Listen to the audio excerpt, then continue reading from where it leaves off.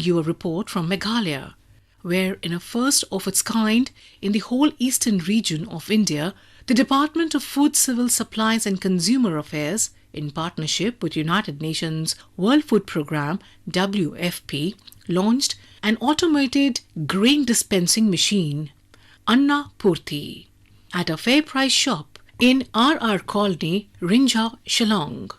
The system will ensure timely distribution of food grains as per beneficiaries' entitlement and enabling the public distribution system to perform better. We will also get to know about the Solong festival celebrated by Adi tribe of Arunachal Pradesh.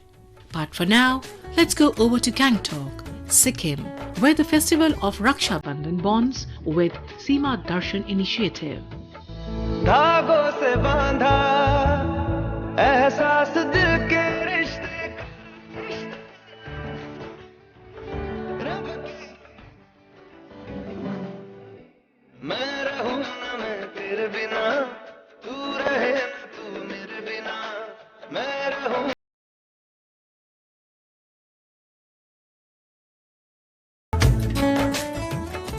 Sikkim Chief Minister P.S. Tamang flagged off Seema Darshan under the Vibrant Villages program from Gangtok on 30th August 2023. Under the initiative, around 50 college and university students are visiting the Indo-China Nathula border to celebrate Raksha Bandhan with personnel from the Indian Army and ITBP.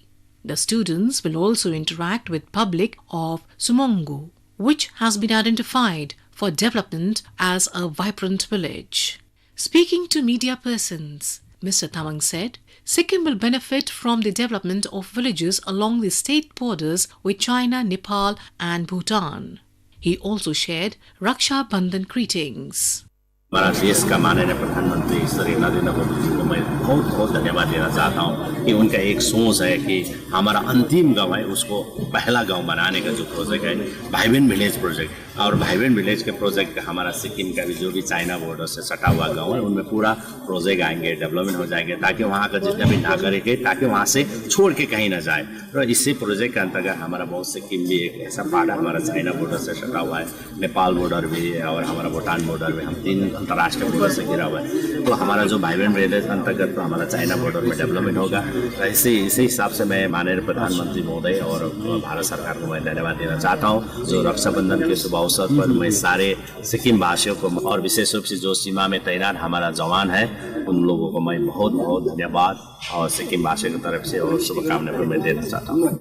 It is noteworthy that Vibrant Village program is a centrally funded program announced in the Union Budget for the year 2022-23 with the aim of developing border villages and improving the quality of life of the residents of such border villages.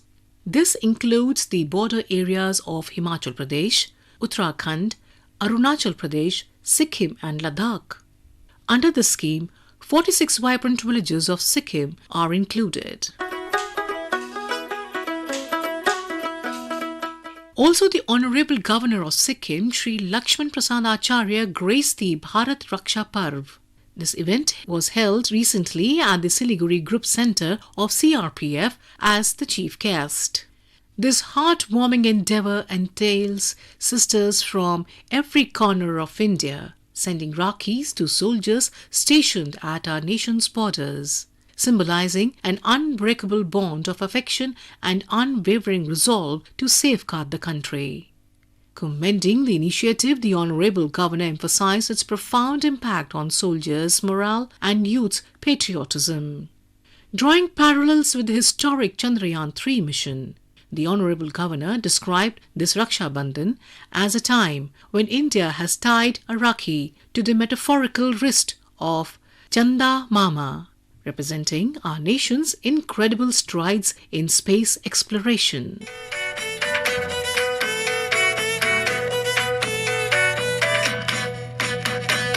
The Solong festival is a popular agricultural festival celebrated by the Adi tribe in the Arunachal Pradesh.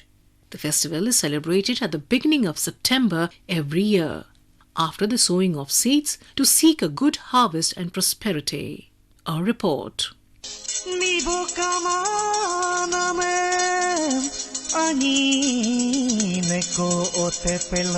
Adi tribes of Arunachal Pradesh is celebrating its main agricultural festival, Solung. This celebration is done after the sowing of seeds to seek prosperity and a good harvest. The celebration of Solung festival lasts for 5 days and are divided into 3 parts, that is Sopi Yakpi, Binyat and Akop.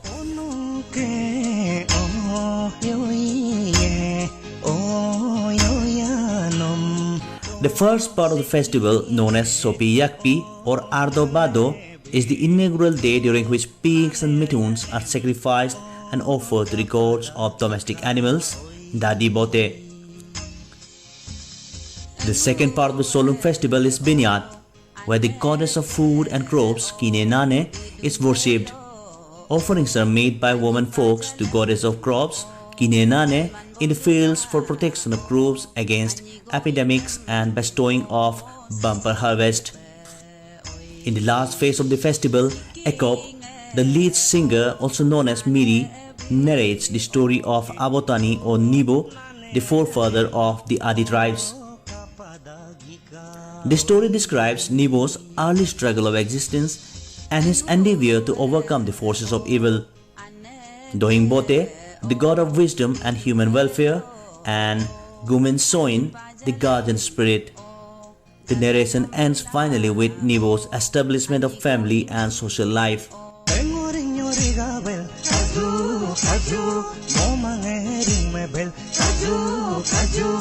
The main highlights of the festival are performing of religious Ponung dance performed by girls in the evening, led by the Miri, the singer of Abangs, who narrates the epic myth through his songs.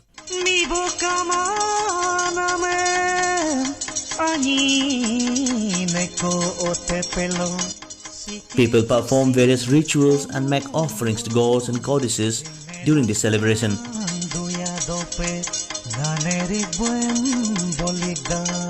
For Northeast Diary, this is Rakesh Tole, Akashvani News, Itanagar. Manipur is well known for the potential of games and sports. Many sportspersons from the state have created history by clinging medals in different international tournaments, including Olympic. The state is also known as the sports powerhouse of India. In the forthcoming 19th Asian Games to be held in China, more than 40 athletes from Manipur will be a part of Indian contingent. More from our Imphal correspondent J.J. Tokchum.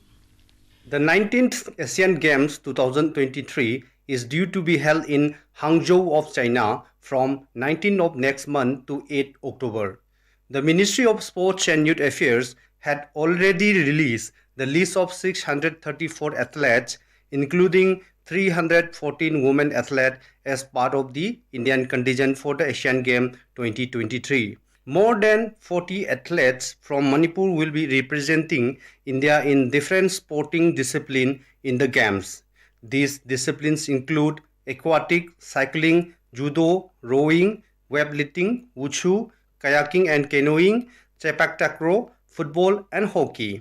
The selection of more than 40 athletes from a small border state in the Indian contingents has once again shown the potential in the games and sports of the states. Besides, the people of Manipur, especially the sports enthusiasts, are eagerly waiting for the show to be held in China next month. Speaking to Northeast Diary, a sports enthusiast from Manipur said to Northeast Diary of Akashvani News that he is looking forward to the best region in the mega sports event. He said, I am Ranjit, a resident of Imphal and a sports enthusiast. Though I love football the most, but I make sure that I follow the achievement of all Indian sportspersons in various global tournaments. The Central Ministry of Sports and Youth Affairs have recently released a list of players who will be representing the nation in the upcoming Asian Games to be held at Hangzhou, China. It's a matter of great pride that more than 40 athletes from my state of Manipur will be representing this glorious nation. I believe Manipur has rightfully earned the title of being called the sporting powerhouse of India. I wish each and every athlete to bring out their best and make the country proud. Their success stories will definitely be the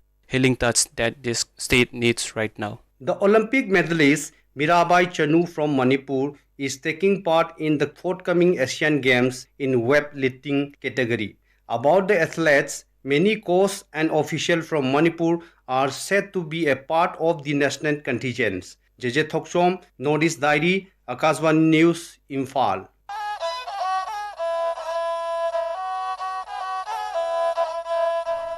Mizoram is a land of rolling hills, valleys, rivers, and lakes. As many as 21 major hill ranges or peaks of different heights run through the length and breadth of the state, with plains scattered here and there. The name is derived from Mai, people, Zo, lofty places such as hill, and Ram, land. And thus Mizoram implies land of the hill people. Our special correspondent Anil Goyal takes you on a vicarious journey to Mizoram.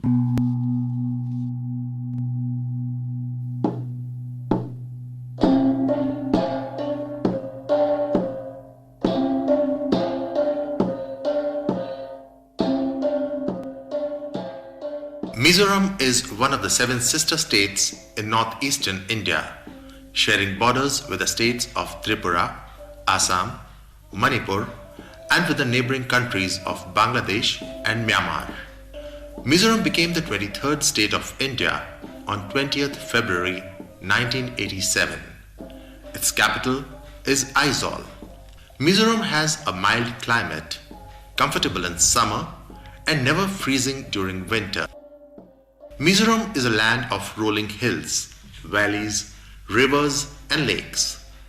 As many as 21 major hill ranges of peaks of different heights run through the length and breadth of the state, with plains scattered here and there. Phong Pui, Klang, also known as the Blue Mountain, situated in the southeastern part of the state, is the highest peak in Mizoram at 2,210 meters. The biggest river in Mizoram is Chimtui Pui, also known as Kaladan. It originates in China State in Burma and passes through Seha and Longklai districts in the southern tip of Mizoram, goes back to Burma's Rakhine State and finally enters the Bay of Bengal at Akyab, which is a very popular port in Sitwe, Burma. The Palak Lake, the biggest in Mizoram, is situated in Seha district, which is part of southern Mizoram, covering 30 hectares. It is believed that the lake was created as a result of an earthquake or a flood. The local people believe that a village which was submerged still remains intact deep under the waters. The Tamdal Lake is a natural lake situated 85 kilometers from Aizawl. Legend has it that a huge mustard plant once stood in this place. When the plant was cut down, jets of water sprayed from the plant and created a pool of water. Thus, the lake was named Tamdal, which means a lake of mustard plant. Today, the lake is an important tourist attraction and a holiday resort. The most significant lake in Mizo history, Red Dil, is ironically located in Burma, a few kilometers from the India-Burma border. It was believed that the departed souls passed through this lake before making their way to Pyalral or heaven. The origin of the Mizos, like those of many other tribes in the northeastern India, is shrouded in mystery.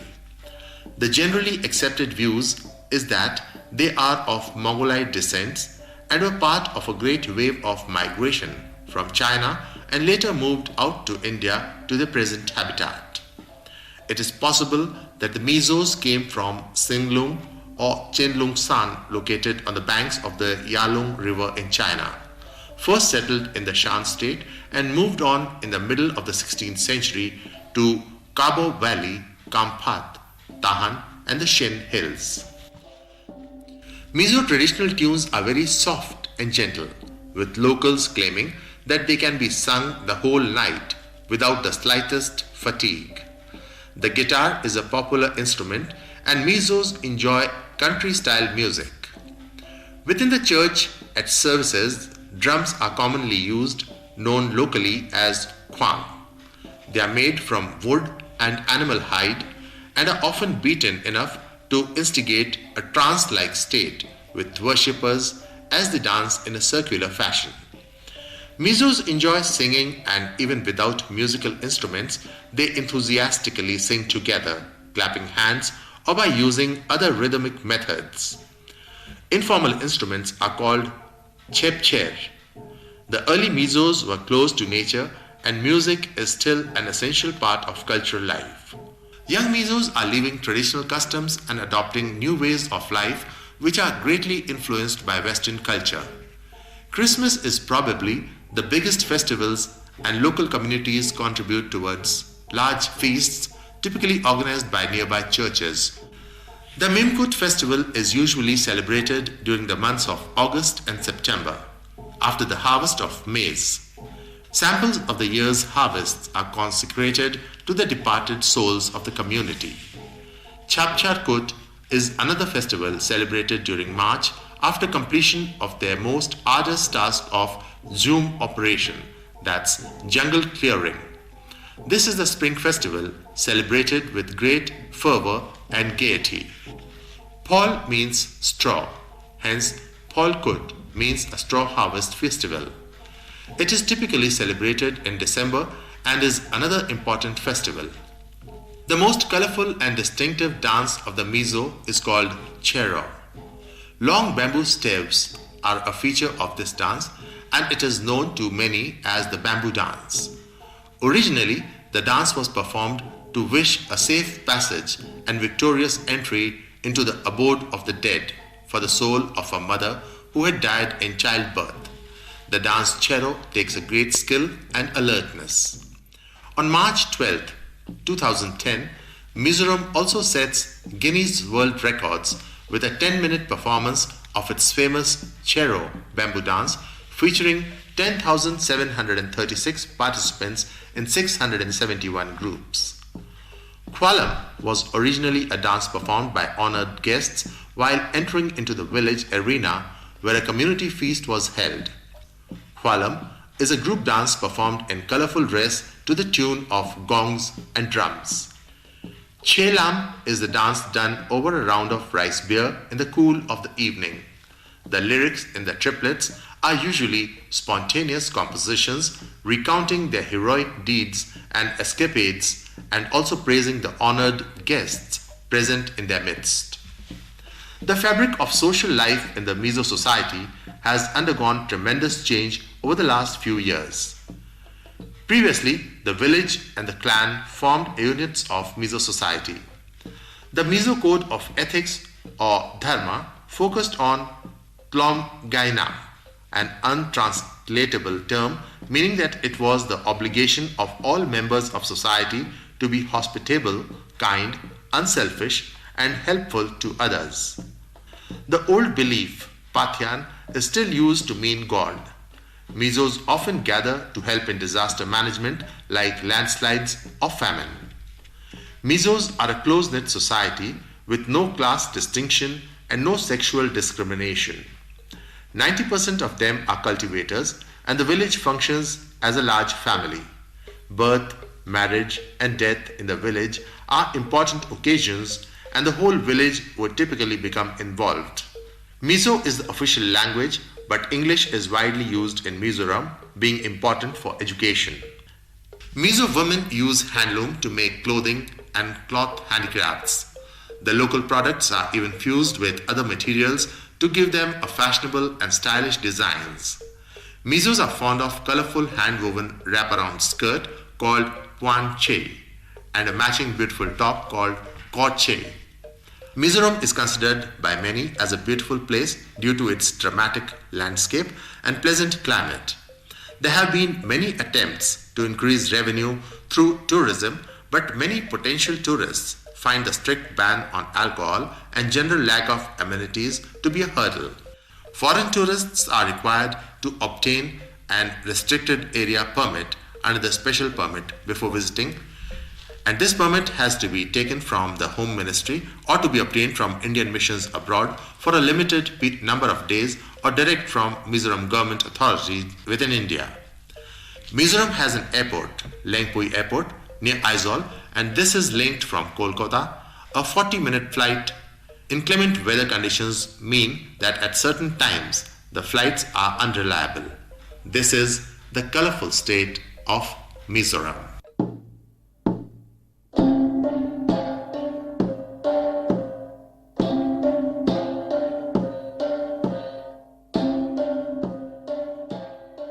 The Meghalaya government, in partnership with the United Nations World Food Programme WFP, launched an automated grain dispensing machine, Annapurti, which is aimed at easing the process of dispensing grains to the right beneficiary.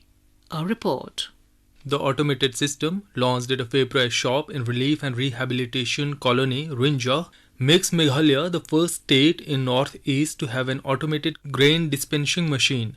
Meghalaya Food, Civil Supplies and Consumer Affairs Minister Komangon Yembo, United Nations World Food Programme Country Director Elizabeth Faure, and officials from the Food, Civil Supplies and Consumer Affairs Department were present at the launch function. The state government is looking to install another automated grain dispensing machine in Garo Hills region. The ATM grain machine aims to ensure exact weight and dispensation of food grains to NFSA beneficiaries in the state, especially to the interstate and intrastate migrant beneficiaries at their convenient time of the day. The machine will ensure that beneficiaries receive their monthly subsidized grains promptly.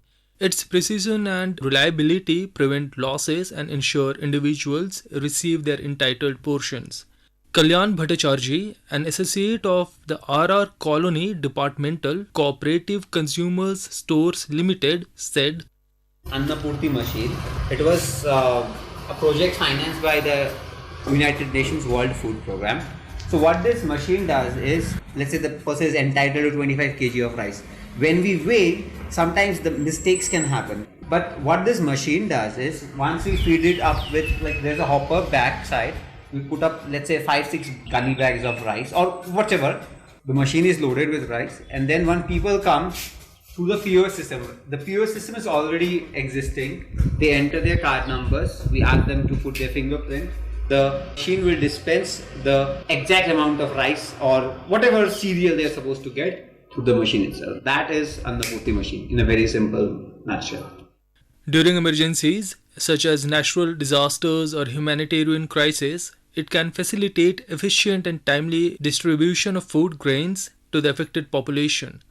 The automated system streamlines the process, reducing dependency on manual labor and minimizing errors. Manually weighing 20 to 25 kgs can take 10-15 minutes, but if the machine is doing it, it hardly takes 1 or 2 minutes. The only part which the machine is helping us is with the weighing. So in weighing, there will be no errors. Second, the weighing process entirely manually done can take 5 to 10 minutes. The same machine will do in 1 or 2 minutes. Annapurti is designed to prioritize food security while ensuring efficient energy consumption.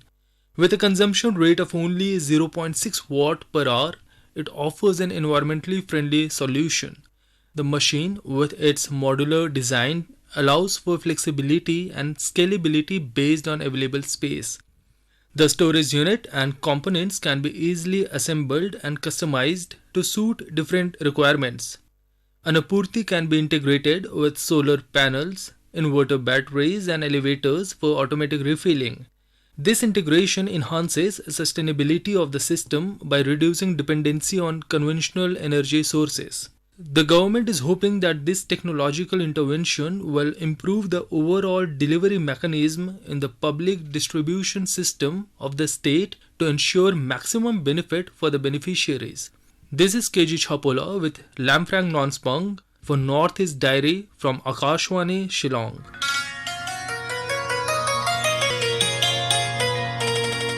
And now listen to this romantic Manipuri song, Pamumba Nungsiba, by Abam Sham and Lata Mangeshkar.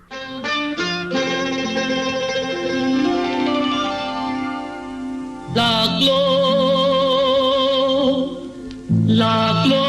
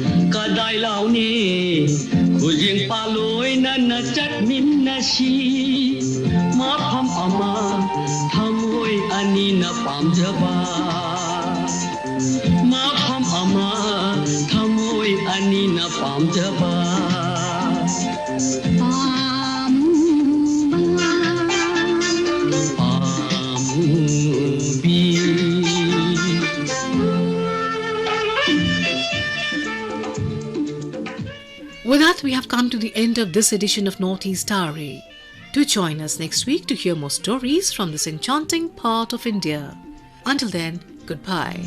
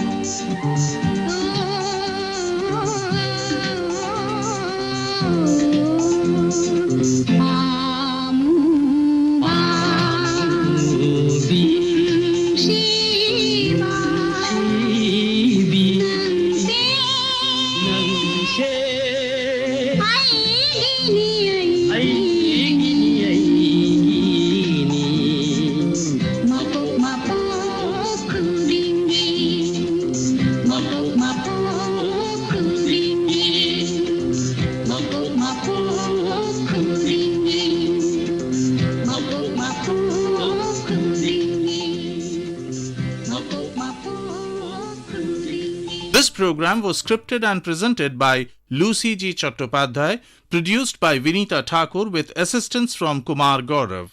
It was brought to you by the News Services Division of Akashvani.